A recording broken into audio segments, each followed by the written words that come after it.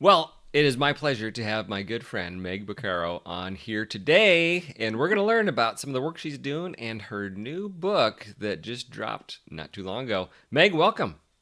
Thank you, Dean. Happy to be here. Glad you're here, and let's just jump right into the book. Tell us about the book and what you're doing with it and the message that you have with it.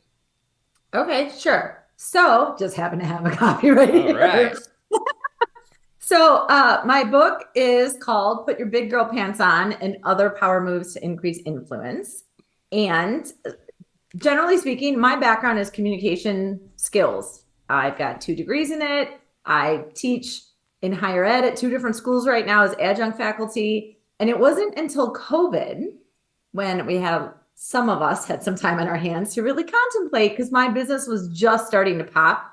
And I realized in that graceful time sitting in Illinois during COVID, if I have to kind of energize this business, I want to do it on my terms. And at the time, I just got done with some academic research on gender differences in the role of how we communicate confidence between men and women. And so that was the brainchild of this book. And so I decided to start writing it during COVID.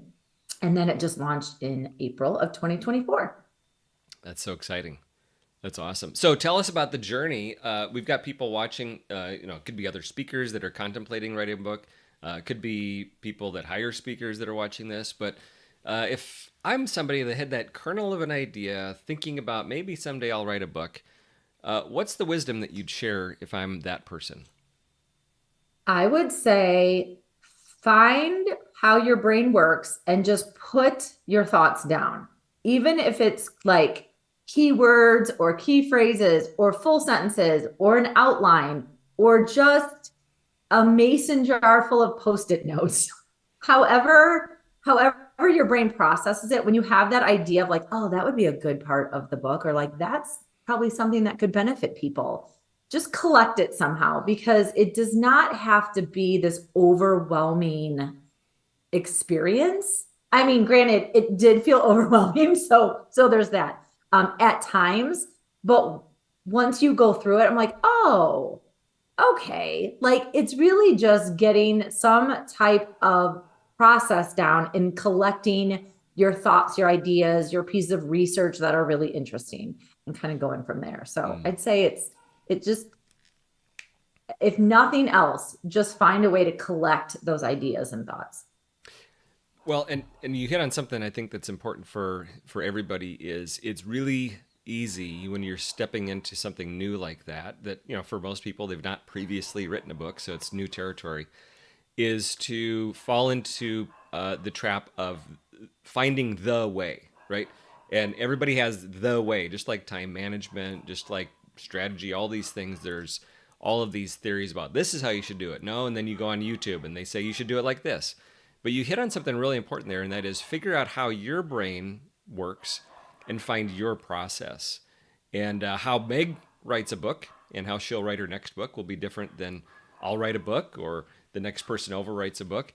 And so just having an approach, having a process, and no doubt, how did you approach the daily discipline side of book writing? Well, I had enough self awareness to know that I was not going to hold myself accountable. So, like, my husband works from home. We have 3 kids at the time, it's 3 teenagers coming out of COVID, a barky, sassy dog. So, for me, it was not feasible to just be like, oh, I'll just ride every Monday at 10 o'clock. Like, I knew I wasn't going to be able to stick to that. So, through NSA Illinois, actually, I met a book coach and hired a book coach because I knew I needed somebody to help hold me accountable. And at that point, we figured out how my brain works, what is feasible, what isn't. I'm not somebody that's going to write every day for an hour or two. I'm also not somebody, at least not yet, that's going to take a 2 week vacation and pound out an entire book. So you'll eliminate some of those things and then you go, oh, but I do have 2 days a week that I could get roughly 1,000 words down before I move on to the next task. So, kind of through that process, I was helped and assisted by a book coach. And that was how I got the book done. Because otherwise, just knowing myself, there would have been every excuse in the book, Mm-hmm. literally. to kind of, No pun intended. yeah, Uh, no pun intended. yeah, so the concept of a book coach is really interesting because it sounds like it helps if you have a good coach, they're going to understand first you and your style rather than trying to impose a structure onto you that doesn't fit. So making sure that if you're going to pick a coach, you have somebody that is going to be able to tailor to your style and then have that accountability as a part of the process. Yeah, I mean, that is really what it is, as well as, okay, I've hit a wall. Like, okay, it's November and my family's going squirrely because of the holidays, and I got client work. And in the middle of writing my book, my computer of I don't know how many years died. So to just be like, okay, well, I didn't get that 1,000 words in, but here's why. And for somebody to be like, you know what? November's a really tough month for many writers. So this is not uncommon. And now we're just gonna come up with plan B. So fine, why don't you take 2 weeks? Like, don't even think about your book for 2 weeks. This is okay. Because in my mind, I was like, but I have to, I have to, I have to. And it just wasn't realistic with everything else going on in my schedule. So even to have that, yes, accountability, yes, like she gets my brain, but also like, yeah, I was wondering when you're going to get to this point. Like most writers get to this point, and it's about this time that you're almost done with the book that you get to this point. So that helped me as well, just kind of encourage me to finish. Yeah, no doubt. So let's talk about how the book is complementing or how it shows up in your speaking and training business. Walk us through the work that you're doing with clients. You mentioned this confidence. You talk about influence and really helping us be better communicators.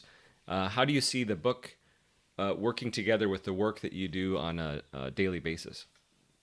So generally speaking, I work with men and women, teams of people, and even individuals to help everybody communicate to the best of their ability, their true, authentic self.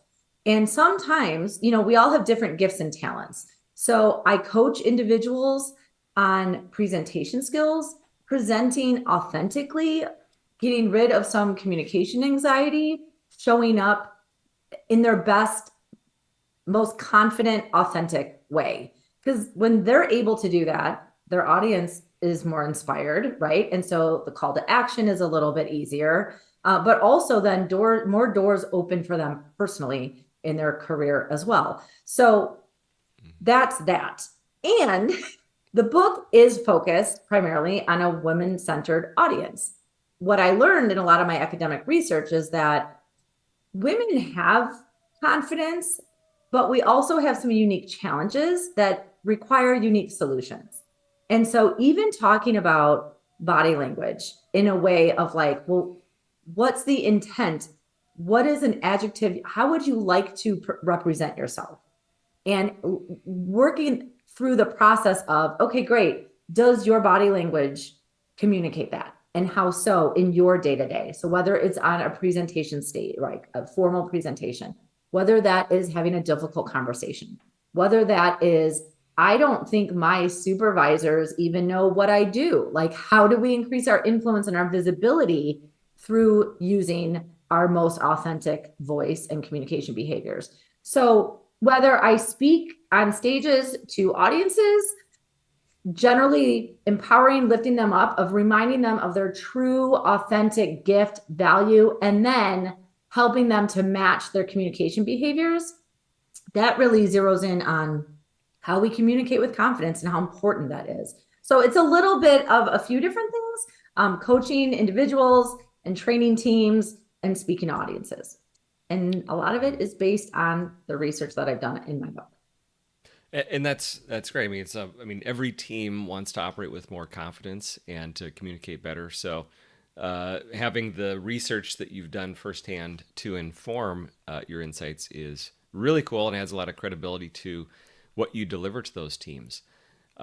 Let's talk a little bit about you had mentioned this earlier, NSA Illinois. So we're both members. And in fact, you and I are both past presidents of the NSA Illinois chapter. We are. Tell us about in your journey as a speaker, trainer, coach. How has organizations like NSA Illinois or NSA Illinois in particular been a part of that, and what do you what do you find about organizations like that that are helpful for you? So two things stick out right away. And one is it shortens my learning curve. And sometimes I have found that it shortens my learning curve before I even needed to know something.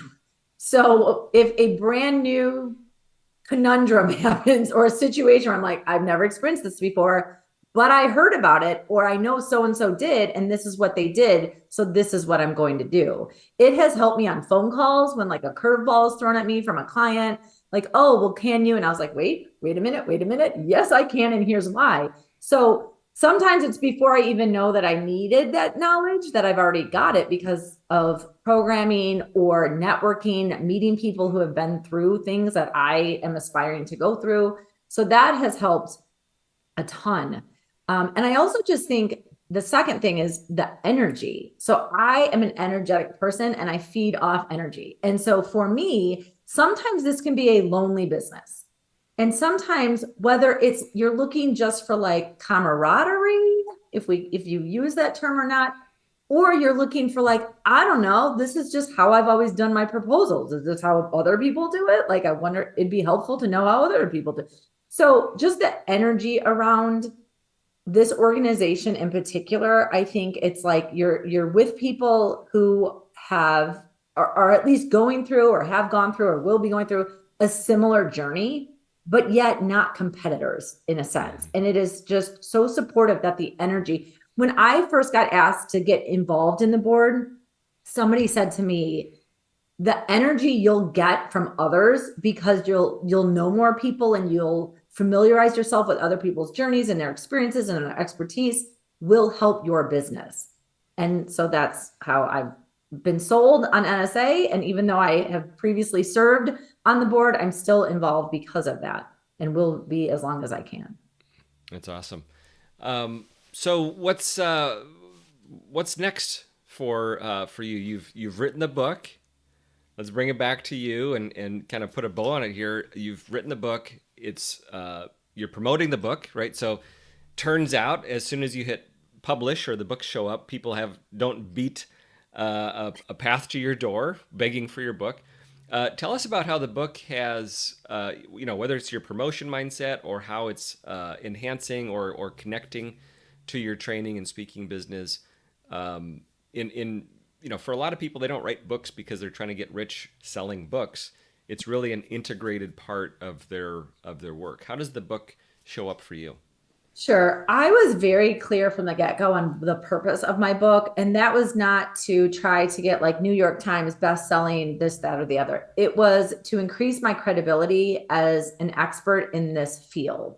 And so in using that, I think I've gotten some contracts because of this book where I'm hired to speak, but I can also offer the book. It's been really interesting to hear feedback. Like I wrote this now a year and a half ago or so. You don't always remember like every word in your book. And so I was recently at a book club where we were discussing the book, like, oh, I loved on page 59, you said, and I was like, oh, yes, I did, didn't I? That is a good. I forgot I wrote that down. Yeah. Yeah.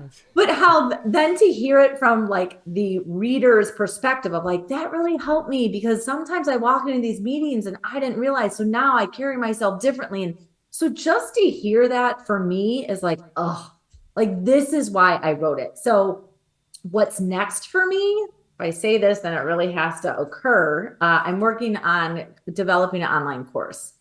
And so the much of what this book is about, but actually even more so, this was a 90 something page book. And I made it that brief on purpose because Mm. busy, goal oriented women do not have a lot of time. I wanted them to be able to pick it up if they're sitting on the train or the plane or like the carpool lane and be able to put it down and then pick it up a week later or a month later and get something from it, implement it, and then come back. So I think online course is next, and we'll see from there how this all shakes out. That's awesome, and it really is. You said that as a part of the community, you were inspired by seeing other people doing the work on books and works and things like that. And so I have no doubt that people seeing you releasing something like this with a beautiful cover and an important message is inspiring for others. And that's, I think, the power of the community is we come together and borrow ideas and get inspiration and work to really lift each other up. So if I am interested in learning more about the work that you're doing, or maybe I'm looking for speakers, especially in a women's leadership type environment, what's the best way to get a hold of you or stay in contact or follow? Where would you send us? I would send you LinkedIn or my website. I'm on social media, most channels there, but also just my website, megbucaro.com. There's plenty of ways to get in touch, and my phone number's on there and my email and all that fun stuff. But I would love to. I would love to, members who are thinking about writing a book or just have a question. I've been benefited greatly by very generous NSA community members, and I'm happy to return the favor. So I'd love to Awesome. talk. Meg Yeah. Bucaro, thank you so much for sharing your story with us today. Thank you, Dean.